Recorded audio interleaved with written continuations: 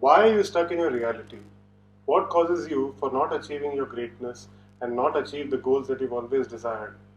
You always start off as an individual who wants to achieve greatness in life, who wants to become a hero, who wants to rise above the ashes, do the unexpected, be the extraordinary person in everybody's life. But somewhere life takes over. If you are a person who is stuck in his life and really wants answers to how he or she can become an everyday hero, this video is for you.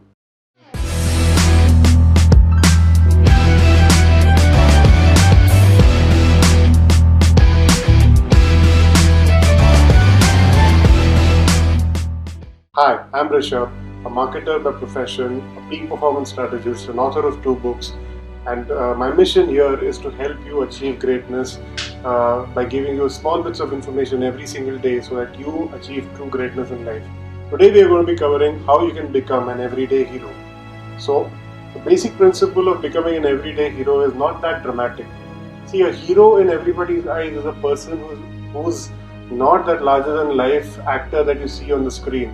He's not the person who actually creates that huge difference in everybody's lives by being magnanimous. But the person who struggles through life and rises above his own circumstances, rises above the problems that he or she has, and becomes that hero in everybody's life. So, if you want to become a hero, what are the things that are stopping you from becoming a hero? What I understand, there are 3 things that specifically stop you from becoming an everyday hero. The first problem. The first problem is becoming too negative about everything. Now, what does that mean? So today, if you want to achieve something which is basically rise in your career or start an entrepreneurship or become fit, you want to start any endeavor of your own, there are a lot of people who have traditionally told you no. Since your childhood, there have been people who have been telling you what to do and what not to do. Be it your parents, be it your grandparents, now be it your boss, be it your teachers. Everybody has given you a direction of what is right and what is wrong. You've never had the freedom of your own thoughts, and that is why negativity comes very easily to you, but positivity is something that you have to really drill inside. So if there was a person who was telling you that you can do it, you still have that self-doubt because there are so many years of negative coding that has gone into your head and has told you that you can't do it because this is not something that somebody has told you. You follow a path because you know that this is the path that should give you some amount of greatness. But at the end of the day, you follow a path that everybody else has told you to follow. You ask your friends, you ask your parents, you ask your teachers, even your boss for that matter, of whether the thing that you're doing is right or wrong. And when you ask for people's opinion, you are dependent on those people's opinion to get the results that you want, and not in essentially your own gut feel, your own intuition, your own strength. And that is where the negative spiral comes in. So you feel so negative about your own decisions that you ask people, you ask your friends, you ask your colleagues about whether a particular decision is right or wrong. And that is where the negative spiral comes in your head. So the moment you change that negativity to positivity is the time when you actually realize that you can do something. Second problem. The second problem is the 20% attempt and retract syndrome. Now what does that mean? So whenever you start something new, for example, imagine a time when it was the 31st of December and you decided that you will now start working out and lose and get that desired weight. How many days of the month that you did? How many days of the month did you really go sincerely to the gym? Keep your hand on your heart and tell how many days you went. And I would be surprised if you went beyond 70. Ideally, you only attempt about a 10% there. The problem with New Year resolutions or any resolution that you have for yourself is that you attempt it, but problem is it becomes too heavy on you because life kicks in again, and you attempt and retract because you feel that this is too tough for you. Have you been in a situation where you've done this and it's been too tough for you? I would like to know more about it in the comment section. But to take the video forward, for you to achieve everyday greatness, you have to go beyond this 20% attempt and retract. The third problem that you have is you are stuck in a being busy problem. Now, what does a being busy problem is? So, for example, when you prioritize your life, you have so many priorities in life. So, the third problem is you are too busy being busy. Now, what does being busy mean exactly?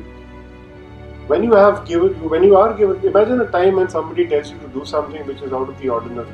For example, your friend tells you to take up a weight loss challenge, or somebody tells you to leave your job and get into entrepreneurship, or some other person tells you to start helping people and start donating to people and start and start contributing towards other people's lives. And you start off that journey, but when you really want to plan that journey, you feel that there is so much that you have to do. Like that Netflix movie that you've never seen, like that time you had to read the book, like the journey that you had to take, like that boss's instructions that you had to follow, like your wife, like your grocery list. It's never ending because you're so busy being busy. You never focus on what the real priority in life is. But the moment you stop being busy and have a daily schedule, a daily routine, you'll be surprised. You will be surprised at the kind of impact it has on your life. Now, what do you do essentially when you have these three problems? It's easy to pinpoint those problems, but it's my endeavor to give you a solution for them. The first thing that you do when you have such a problem in your life is you have a list of things that you have to do regardless. A list of experiments, a side hustle, something that you want to do in your life, and do it for 66 days continuously.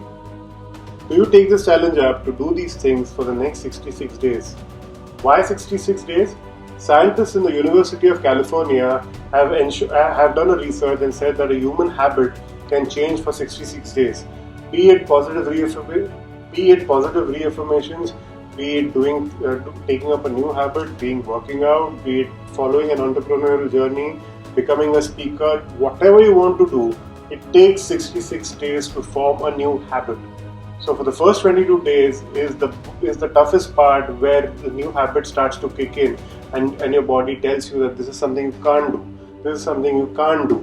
And you have so many things, you are busy, you are troubled, there are so many problems that you have in your life that you can't do. But if you pull through the first 22 days, the next 22 days are even tougher, because the next 22 days tell you how your life was better without these problems that you had. So if you wanted to wake up at 5 o'clock in the morning, how your body will keep telling you, okay, when you used to wake up at 7 o'clock or 8 o'clock in the morning, how good that was, how good it is sleeping on the bed, how good it is lounging around, how good it is to come home and relax rather than do something else on the side. All these things will happen in the next 22 days. The last 22 days when your body starts telling you that this is non-negotiable. And the moment you start telling your body that this habit is non-negotiable, your mind becomes your slave.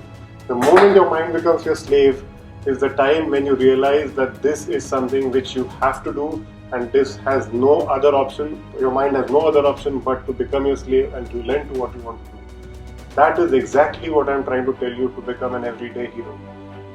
Bring in new habits, have gratitude for the kind of progress that you have in life, but most importantly, make your mind a slave. The moment your mind starts listening to you rather than you listen to your mind is the time when you become an everyday hero. This is what I have for this part of the episode. See you on the other side. Cheers.